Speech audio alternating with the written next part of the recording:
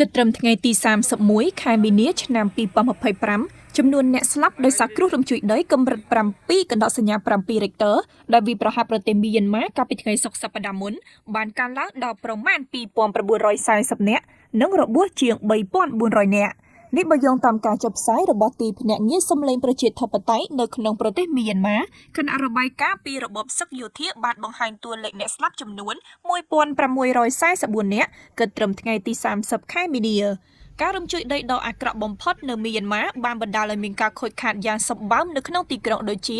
Mandalay និង Sakeng ដែលនាំឲ្យមានការដួលរលំនៃអគារនិងហេដ្ឋារចនាសម្ព័ន្ធជាច្រើនចំណែកឯថៃដែលជាប្រទេសជិតខាងវិញផលប៉ះពាល់នៃការរំជួយដីក៏ខ្លាំងណាស់ណាផងដែរនៅក្នុងទីក្រុងបាងកកការដួលរលំនៃអគារខ្ពស់ដែលកំពុងសាងសង់បានបណ្ដាលឲ្យមនុស្សយ៉ាងហោចណាស់17នាក់ស្លាប់32នាក់រងរបួសនិង83នាក់បាត់ខ្លួន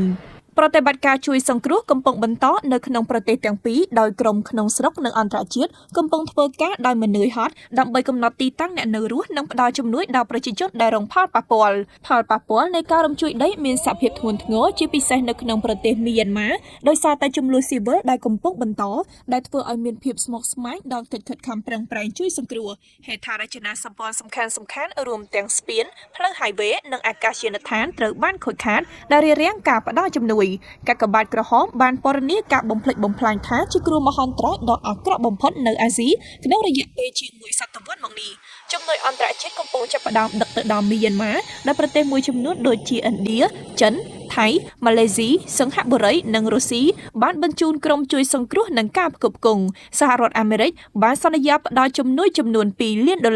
ទោះបីជាយ៉ាងណាក៏ដោយតំបន់ជាច្រើននៅតែរាយការណ៍ពីការខ្វះខាតស្បៀងអាហារទឹកនិងការផ្គត់ផ្គង់ផ្នែកវិទ្យាសាស្ត្រ